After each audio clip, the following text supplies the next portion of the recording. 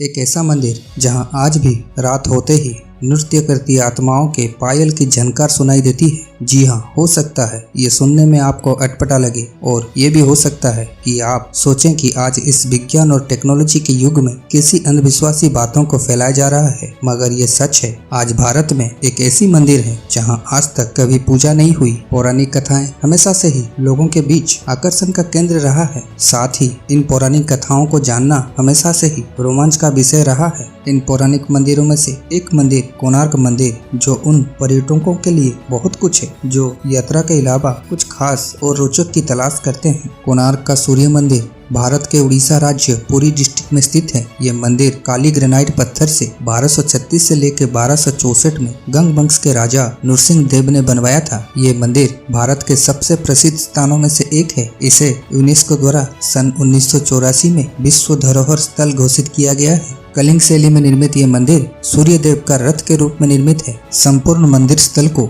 एक 12 जोड़ी चक्र 7 घोड़े से खींचे जाते सूर्य देव का रथ के रूप में बनवाया गया है।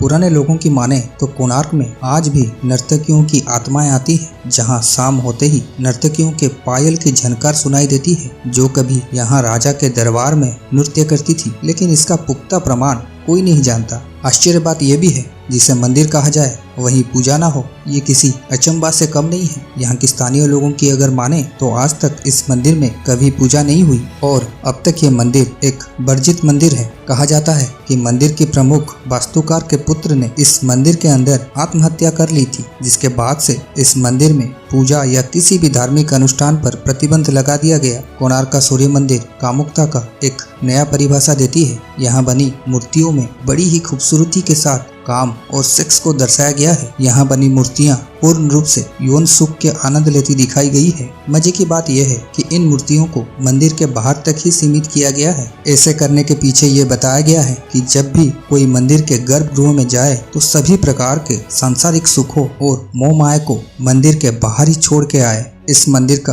और एक प्रमुख आकर्षण इसकी चुंबकीय शक्ति है। एक समय ऐसा भी था जब मंदिर का मुख्य चुंबक अन्य चुंबक के साथ इस तरह से सजाया हुआ था कि मंदिर की मूर्ति हवा में तैरती हुई नजर आती थी। लेकिन मंदिर की ये ताकतवर चुंबकीय व्यवस्था आधुनिक काल की शुरुआत में समस्या बनने लगी। चुंबकीय शक्ति इतनी तेज थी कि पानी के जहाज मंदिर की तरफ खींचे चले आते थे। अंग्रेज के काल में जब उन्हें नुकसान होने लगे तो उन्होंने मंदिर का अंदर लगे इस चुंबक को निकाल दिया। ये मंदिर चुंबकीय व्यवस्था का हिसाब से बनवाया गया था। विशालकाय चुंबक को निकालने की वजह से मंदिर का संतुलन बिगड़ गया, जिसकी वजह से मंदिर की कई दीवारें और पत्थर गिरने लगी। ये मंदिर के गिरने के संबंधित एक महत्वपूर्ण सिद्धांत काला पहाड़ से भी जुड़ा है। दरअसल काला पहाड़ बेंगल सल्तनत का एक मुस्लिम जनरल था जो करनी राजवंश का शासन का हिस्सा था, जिसका उल्लेख मुगल साम्राज्य में किया गया है। उनका मूल नाम कालाचंद राय था, जो एक वैष्णव ब्राह्मण थे। उड़ीसा के इतिहास के अनुसार काला पहाड़ ने सन 1508 में कोणार्क के साथ पूरा उड़ीसा का कई हिंदू मंदिर को ध्वस्त कर दिया था।